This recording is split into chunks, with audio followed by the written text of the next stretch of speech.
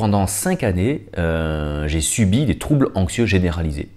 Et cela s'est caractérisé au quotidien par des pensées, par des vagues de pensées incessantes, des pensées qui faisaient peur et qui au bout d'un moment, tellement elles sont présentes, tellement elles s'installent à l'intérieur, elles deviennent comme des réalités. Et lorsque l'on veut méditer, lorsque l'on veut faire des pratiques d'intériorité, eh bien, ces pensées sont présentes et elles peuvent réellement devenir un bouchon, un frein, un bloquant pour nous permettre d'entrer pleinement dans cette méditation, d'entrer pleinement dans ce cycle d'incarnation du divin. Eh bien, je t'explique dans cette vidéo comment on peut gérer ces pensées. À tout de suite.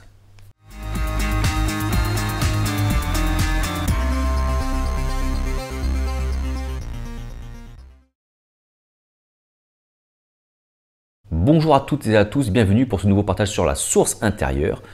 Les pensées m'ont posé des problèmes pendant pas mal d'années. Quand tu as des troubles anxieux généralisés, c'est très souvent dû à une expérience, un choc psychologique, un traumatisme, c'est quelque chose qui a secoué. Alors parfois intérieurement, parfois ça se déclenche plus tard, mais c'est lié à quelque chose que parfois qu'on n'arrive pas à identifier. Et c'est comme si notre système, notre psychisme perdait un petit peu les pédales. Généralement, ce sont des crises qu'il faut saisir. Ce sont des crises qu'il nous faut saisir parce que c'est là où on va pouvoir commencer à se rendre compte les limites que l'on a, les limites de notre cerveau, les limites du mental, les limites de la psychologie, du psychisme. Et c'est généralement des moments qui sont propices à un éveil spirituel. Généralement, c'est le fossé qui se creuse entre le besoin d'accomplissement intérieur, qui est souvent inconscient, et notre réalité consciente des choses, vécue par nos sens, et le fossé entre les deux crée des angoisses. Et au milieu de tout ça, il y a des pensées. Alors, avant de commencer à analyser les pensées, je vais faire une petite remarque, un petit disclaimer avant. Je ne suis pas médecin, je ne suis pas psychiatre, je ne suis pas psychanalyste, je ne suis pas psychologue, je ne suis pas thérapeute, je ne suis pas coach de je ne sais pas quoi. Tout ce que je vais te parler là, c'est de par mon expérience, c'est mon analyse personnelle, quelques recherches que j'ai fait autour pour greffer des mots et les mettre dans pour avoir un langage qui me permet de véhiculer mon idée. Mais voilà, tout ce que je te dis, moi je suis quelqu'un comme toi, une personne quelconque, qui a vécu des expériences, et à partir de ces expériences-là, j'en ai tiré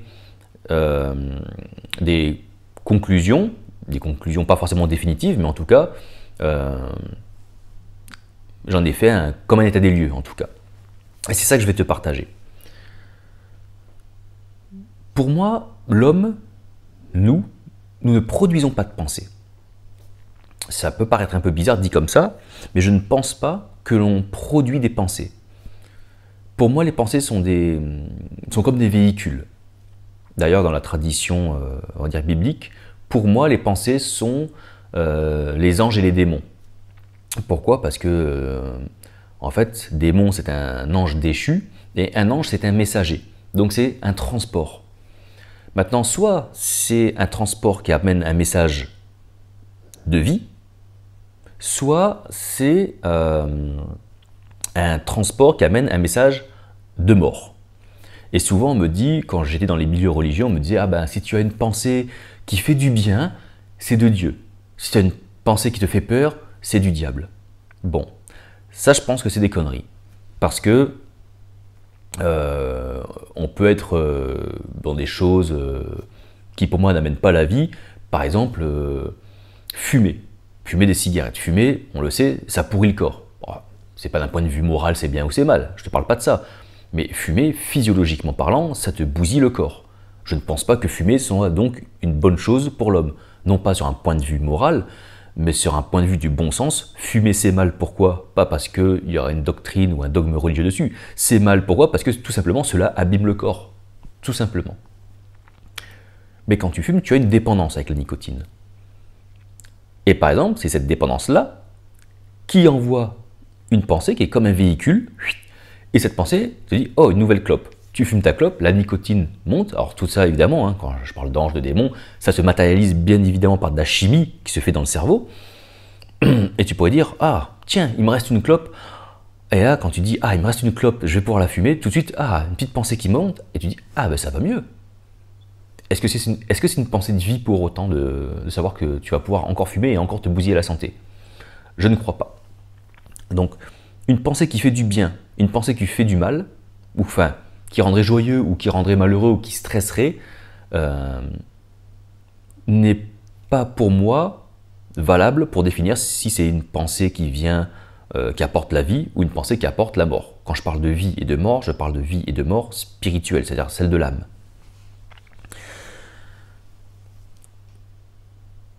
Il y a des éléments extérieurs qui, enfin extérieurs, si on va dire extérieurs, qui créent,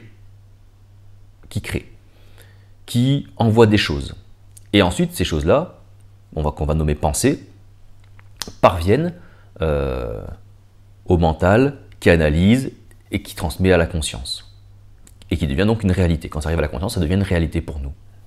On va donc avoir des éléments extérieurs du quotidien, par nos sens, parce que l'on entend, parce que l'on voit, parce que l'on va toucher, parce que l'on va sentir, parce que l'on va goûter, bref, je ne vais pas te faire les 5 sens,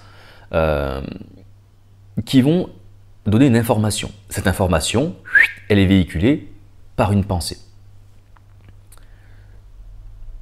Et en fonction de nos identifications, en fonction de nos croyances, en fonction de nos schémas de pensée, cette pensée va être prise comme bonne ou mauvaise.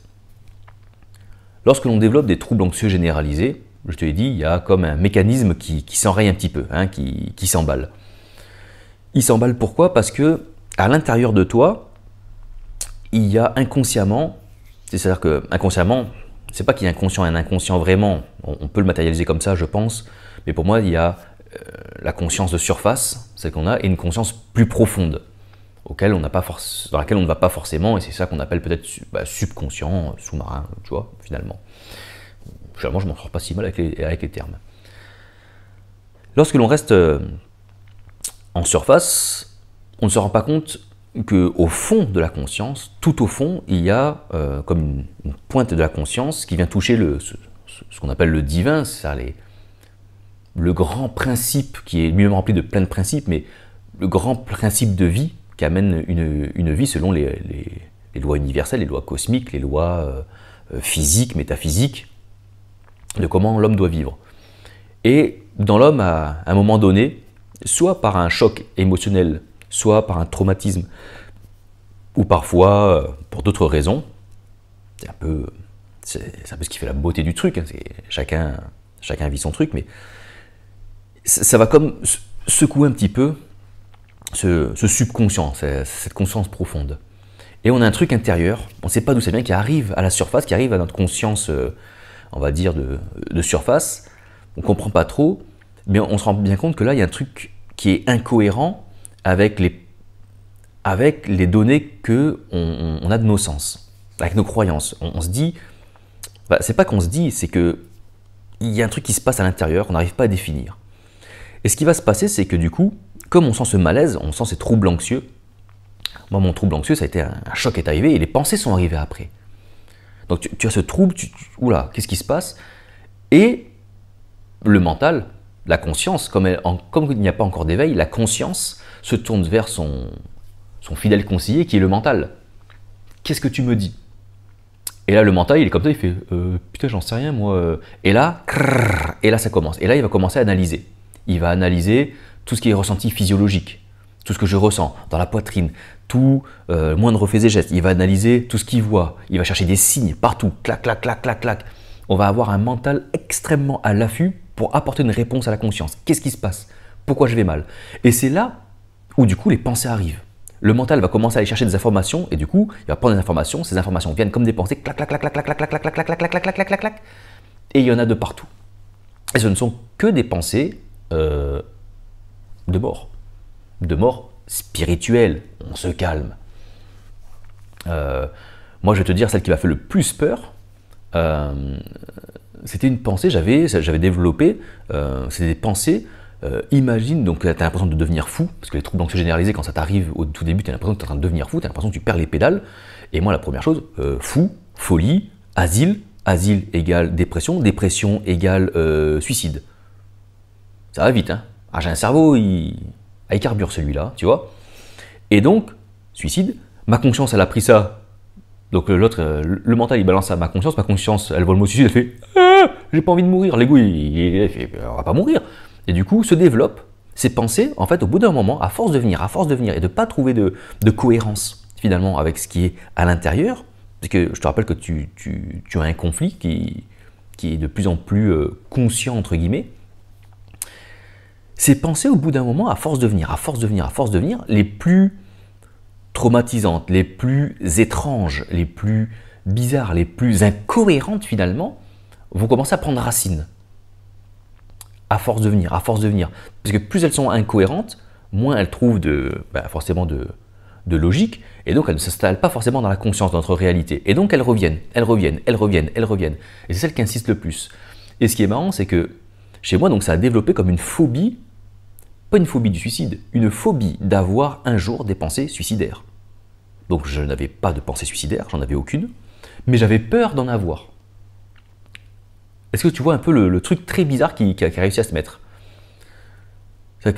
Et moi étant conscient, je me disais, mais en fait, c'est pas cohérent, ça n'a rien à voir, puisque je me projette dans mon futur, je pense acheter une maison, je pense à ça, donc si j'étais vraiment en dépression, si j'étais vraiment suicidaire, j'aurais plus d'identité à défendre, j'aurais plus rien. Et puis surtout, j'aurais pas peur, puisque peut-être que je ferai une vidéo dessus, le suicide est un abandon de l'ego qui n'a plus rien, qui abandonne et qui dit bon bah on arrête tout. Le fait de se rendre compte que je me dis bah du coup si des pensées suicidaires me font peur, c'est qu'en même temps j'en ai pas envie. Donc je vais me rassurer à ça.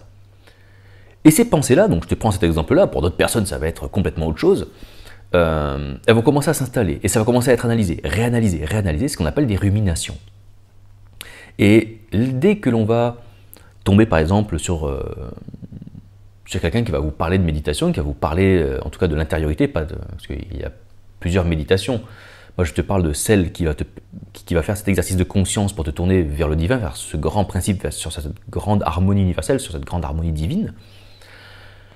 Et bien forcément, fermer les yeux et être calme, et pendant 20 minutes, les yeux fermés, sans bouger, avoir sa conscience sur le divin, c'est très compliqué. Parce que on a toutes ces pensées qui arrivent, Moi, je vais te donner le premier truc. Tu peux prendre on va dire des médicaments, des substances chimiques, puisque évidemment, on parle d'ange déchu, on parle de divin, tout ça, mais tout ça se matérialise par de la chimie, par quelque chose qui est scientifique, c'est-à-dire que l'on peut mesurer, quantifier, observer. Et donc, c'est plein de chimie qui se passe dans le cerveau. Eh bien, tu peux contrebalancer par de la chimie, c'est-à-dire par quelque chose qui n'est pas du tout spirituel, mais on va traiter ça directement avec de la matière. On va prendre des médicaments, des substances qui vont rééquilibrer un petit peu ces trucs-là pour contrer. Et ça peut marcher selon le degré qu'il y a. Si le truc c'est trop fort, je t'invite à consulter un vrai médecin. Je ne vais pas dire que je suis un faux médecin, je ne me prétends pas médecin, je te le dis en début de la vidéo, mais de voir des spécialistes, des vrais spécialistes qui vont te conseiller, et tu peux prendre des médicaments, des substances qui peuvent apaiser. Je ne pense pas que ça guérisse, par expérience ça ne m'a pas guéri, mais on vit quand même un petit peu mieux. Ça soulage, et si ça soulage, derrière tu peux enchaîner du coup, si ça te permet finalement d'entrer plus facilement dans l'intériorité, on va voir après pourquoi, tout doucement, et ce traitement médicamenteux qui t'aura soigné mais pas guéri, tu pourras l'abandonner. Moi, au bout d'un moment, les médicaments, j'avais tellement peur des médicaments, j'avais tellement peur de l'accoutumance des médicaments que j'ai jamais trop osé en prendre plus que ça. J'ai pris du Lysanxia pendant 6 mois et au final, j'ai même pas eu besoin. Normalement, on fait parfois des cures de sevrage après ce médicament-là. Moi, j'en ai pas eu besoin. Je l'ai arrêté comme ça, j'ai pas eu besoin de sevrage. Donc, voilà, pour ceux qui ont peur de ces choses-là, faut pas forcément être catastrophique. On peut aussi faire ça tranquillement. L'autre moyen que je connais, je te parlais que de ce que je connais. Il y a plein d'autres choses qui existent, je te parlais de ce que je connais moi. J'ai essayé le CBD, ça calme un peu, mais je trouve que c'est assez cher pour les résultats obtenus. Après, d'une personne à une autre, les résultats sont plus ou moins meilleurs. Bon. Moi, ce qui a bien marché finalement, pour moi en tout cas, c'est l'hypnose. Pourquoi? Parce que l'hypnose, en fait, t'amène dans un état de conscience modifié, et c'est un peu comme du coup, l'hypnothérapeute, s'il est de qualité, s'il est bon dans ce qu'il fait, c'est un peu comme s'il mettait tout ton système un petit peu en pause, et il fait un peu une opération à cœur ouvert, tu vois, c'est qu'il remet, il permet, alors il va pas forcément tout régler, parce que je pense qu'il n'y a que l'harmonie divine qui peut tout régler, mais en tout cas, il va voir en tout cas des dysfonctionnements graves, et pendant la séance d'hypnose, un petit lapsus révélateur peut-être, pendant cette hypnose, en tout cas, un thérapeute qui est efficace, qui est compétent, c'est un peu comme une voiture, hein, on ouvre le capot et on le laisse occuper de ça. Donc il y a une grande part de confiance qu'il doit y avoir entre toi et l'hypnothérapeute. Si vous êtes sur Toulon, je connais une hypnothérapeute que j'ai eue, et si vous êtes sur Toulon, vous me mettez un mail, et puis en privé, je vous donnerai ses coordonnées. Ça s'est très bien passé, je lui ai fait confiance, et évidemment, comme j'avais mon arrière-plan religieux, on m'a dit que l'hypnose c'est démoniaque, c'est diabolique.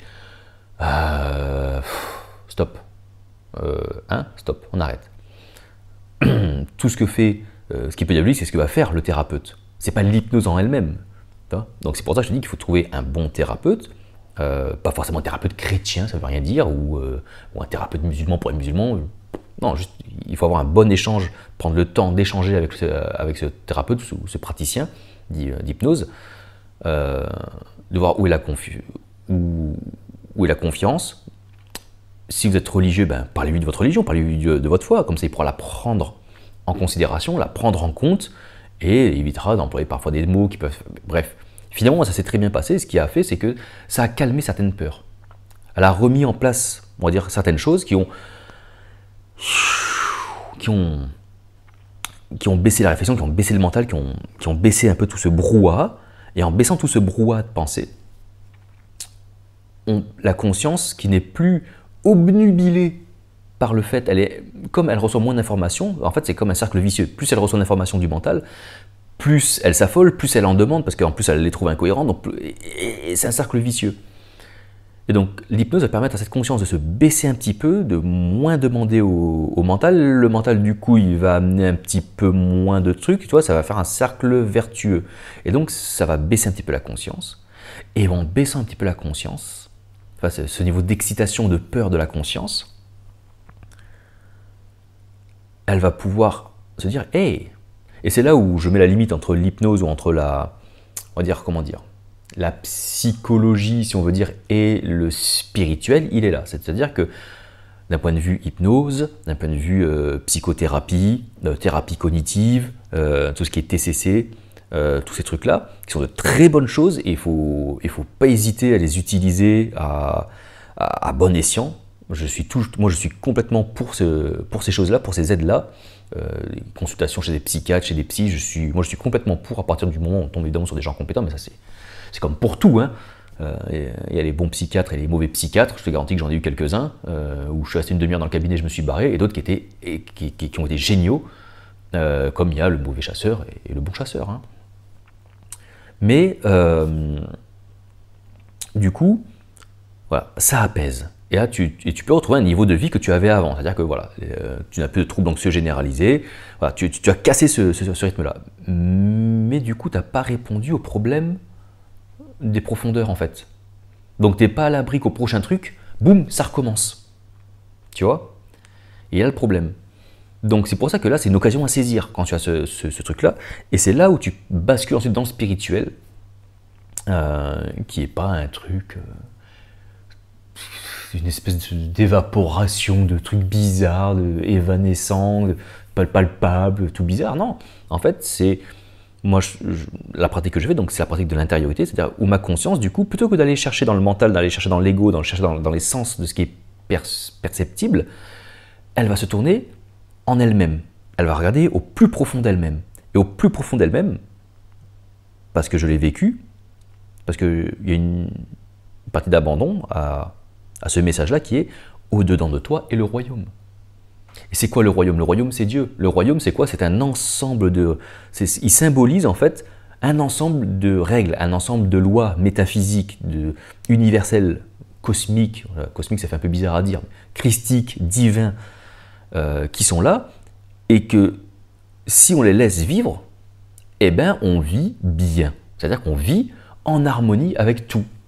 Avec le grand tout. C'est ça qu'on appelle Dieu. Et là, on fait l'intériorité. Et l'intériorité, donc, ça va être des pratiques où on va faire ça. Et du coup, tu vas avoir des pensées de vie. C'est-à-dire que, en te connectant au divin, et ce point de contact, en fait, entre cette, tu vois, tu as ta conscience qui est un peu en entonnoir, comme ça, tu as ton subconscient qui est en bas, et c'est comme ça que je me l'imagine. Tu te l'imagines comme tu veux. Je l'imagine comme ça, moi. Et tu as cette graine de royaume, et quand ça vient en contact, c'est ce qu'on appelle le Christ. Là, c'est le divin, donc c'est le principe qui commence à venir s'incarner dans l'homme, à vivre dans l'homme. Et plus on va faire ce travail-là, et plus ça va faire un peu comme un sucre qu'on trempe, j'allais dire qu'on trempe dans du schnapps, mais on va dire qu'on trempe dans de la grenadine ou dans du café. Et un peu comme capillarité, c'est une image, hein, ça monte dans la conscience, et plus ça va passer du subconscient, plus ça va monter, il y a des choses qui vont arriver à la conscience, et du coup qui vont prendre une réalité. Et on va avoir une réalité des choses, donc de pensée, donc des véhicules qui amènent des choses de vie spirituelle. Et c'est là où on commence à rentrer dans cette nouvelle vie. On passe de la vie bio, hein, en grec, c'est-à-dire une condition de vie, c'est-à-dire qu'on a une vie qui est conditionnée par les éléments extérieurs, et on passe à une vie zoé, en grec toujours. Et la vie zoé, c'est quoi? C'est la vie vivante, c'est la vie de l'être, la vie humaine, la vie des minéraux, des animaux. C'est la vie, c'est le souffle, c'est le pneuma. Et là, tu apprends à gérer les pensées. Donc, comment gérer les pensées quand elles arrivent? Eh ben, tu as des techniques. Si c'est trop, hein, donc médicaments, CBD, l'hypnose. Moi, j'ai pris l'hypnose. Moi, l'hypnose, c'est vraiment ce qui a le mieux marché. Et peut-être juste en comprenant un petit peu comment fonctionne. Alors, évidemment, c'est une explication un peu très grossière que je fais. Bien sûr qu'il y a des subtilités, que je n'ai pas tout dit, parce que ce n'est pas mon métier. Je ne te parle que de mon expérience, évidemment. Mais je pense, avec ce que je te raconte, peut-être juste avec cette vidéo-là, du coup, tu vas prendre conscience de certaines choses, du coup, tu as écouté, mon message a fait une pensée chez toi, et ce que je vais te dire, par contre, c'est comme dit Saint-Augustin, tout ce que l'on prêche, si ça ne se trouve pas écho en toi, quand il dit en toi, c'est dans ton vrai toi, alors ça ne sert à rien. Et bien là, on va le tester, c'est-à-dire que si mon message que tu entends, ça arrive comme une pensée d'extérieur, mais si elle trouve écho dans le subconscient, alors ça va donner quelque chose, ça va faire « Hey, ah oui, attends, là il y a une cohérence avec le dedans, avec le divin en fait. » Et bien ça va peut-être nourrir quelque chose, ça va peut-être débloquer quelque chose. Et tu vas dire « Mais ça ne résoudra pas tout. » Ça va juste te donner une bouffée d'oxygène, une bouffée de pneuma, une bouffée de souffle, une bonbonne d'oxygène. Ça te va mieux, mais toujours pareil, cette bonbonne d'oxygène, au bout d'un moment, elle va s'évaporer, elle va se faire re-remplir par les pensées de l'extérieur. Voilà. Et donc c'est pour ça que tu peux aussi travailler les pensées positives.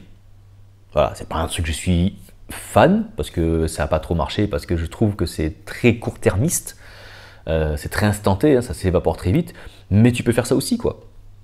C'est-à-dire que tu peux te nourrir de pensées positives. Il y a plein de recueils, de citations de pensées positives, et ça se fait dans certaines pratiques. C'est pour ça qu'il y a certaines pratiques qui le conseillent de faire le truc de la pensée positive. Ça donne des bonnes pensées assez, on va dire, pas gnangnan, mais un peu banales, tu vois, mais qui trouvent parfois écho finalement avec la grande harmonie, avec la grande cohérence, tu vois, et du coup ça fait du bien sur le coup, tu vois, mais ça s'évapore assez vite, puisqu'après on est de nouveau, puisque tu continues ton schéma d'aller chercher des informations à l'extérieur, donc comme ta conscience reste tournée vers l'extérieur, via le mental, du coup, tu vois, tu te renourris. En fait, faut changer de régime. faut ne plus te nourrir de l'extérieur, enfin, pas que, parce que tu auras toujours besoin de te nourrir de l'extérieur. Quand tu traverses une route, tu utilises tes yeux pour voir s'il n'y a pas un camion qui passe, tu vois. Donc tu te nourris toujours de l'extérieur, mais pour certaines raisons. Mais pour nourrir ta conscience, c'est-à-dire profonde, l'âme qui est ce divin, ce n'est pas de l'extérieur que tu vas te nourrir, c'est du divin lui-même, en fait. Et c'est ça la parole de Jésus, l'homme ne vivra pas que de pain, mais de toute parole de Dieu. La parole de Dieu, ce sont ces messages, ces pensées qui viennent du dedans, qui viennent du royaume. Alors le royaume est partout, mais notre point de connexion, notre point de rencontre, notre point de liaison, hein, notre carte SIM si on veut, il est dedans. Le royaume est au dedans de vous. J'espère que cette vidéo, que ce partage t'a parlé, j'espère qu'il t'a fait peut-être prendre conscience de certaines choses, qu'il t'a fait du bien, parce qu'il a résonné à l'intérieur, et que tu vas pouvoir donc développer, débloquer déjà dans un premier temps certaines pensées, certains schémas de croyance. Tu vas dire, ah putain, attends, ça, du coup, ça je laisse tomber. Et tu vas pouvoir entrer plus facilement dans tes phases d'intériorité. Et c'est cette pratique de l'intériorité, du coup, qui va te permettre d'aller de mieux en mieux. Parce que si tu pratiques l'intériorité une fois tous les 4 mois, ben, pendant 4 mois, tu reprends de l'extérieur. La conscience a faim, c'est ça la soif. Jésus, quand il parle de la soif à la Samaritaine, les gens ont soif. C'est ça, ils ont soif. Et s'ils ne vont pas chercher à la bonne source, ben ils vont chercher ailleurs. Et plus tu vas à la source, en fait, une fois que tu as goûté à la source, tu n'as plus soif. Une fois que tu es connecté à la source, tu deviens cette source. Tu vois? Donc, on revient à la source parce qu'on connaît son eau, on connaît ses bienfaits, on sait ce que ça fait en nous, on la connaît. Et donc, il faut y aller, j'ai envie de dire, quotidiennement. Quotidiennement, on vient là. Et comme ta conscience se nourrit de ça, elle va plus chercher ailleurs, en fait. Tu vois, elle va plus chercher ailleurs. Non pas qu'il n'y ait pas des choses ailleurs, c'est pas ce que je veux dire, mais du coup, t'es bien avec toi. Et pour ceux qui auraient une vie religieuse avec l'église, qui vont me dire, ah, mais du coup, tu deviens seul, et la communion fraternelle, tout ça, mais en fait, la communion fraternelle, elle va se faire là-dedans. C'est-à-dire que, en fait, comme tu ne te nourris plus de l'extérieur, tu vas développer un espèce de sixième sens, un peu bizarre ce que je dis, où du coup, tu vas faire comme ce que disait l'apôtre Paul, c'est-à-dire que tu ne vois plus les gens selon la chair, selon ce que les sens te disent d'eux, mais tu vas comme voir à travers eux et voir Christ en eux, même si ce Christ est tout petit, minuscule, et qu'on ne le voit pas dans leur comportement, dans leur attitude, dans leur... tu vois. Et c'est dans ces interactions-là, du coup, que se crée la communion fraternelle, la vraie. La communion fraternelle, c'est mon Christ qui rencontre le Christ de l'autre, en fait. C'est qu'on est tous frères en Christ. Donc c'est pas dans une croyance, pas parce qu'en fait ça n'a rien à voir avec une croyance commune. Mais je crois que je suis encore en train de faire un hors-sujet. Hein, on fera ça dans une prochaine vidéo peut-être. Sur ce, je te remercie de m'avoir écouté. J'espère qu'en tout cas que ça t'a fait du bien, ça va te débloquer des choses dans ta vie. En tout cas, je te le souhaite. N'oublie pas de t'abonner à la chaîne, de cliquer sur le bouton rejoindre si tu veux bénéficier des vidéos, des partages spécifiques que je fais pour les membres de la chaîne. Donc c'est pour les personnes qui cliquent sur le bouton rejoindre, hein, c'est 4,99 € par mois, 5 € par mois. Et puis tu pourras du coup consulter des vidéos, des partages que je fais où je rentre plus en profondeur, où je fais voilà, d'autres styles de partage. Et sinon, tu laisses un commentaire, tu lâches un petit pouce bleu si ça fait du bien, et ça fera du bien aussi pour l'algorithme et pour la vidéo. Et évidemment, toutes tes questions aux commentaires sont les bienvenues. À très bientôt pour un prochain partage. Ciao, ciao!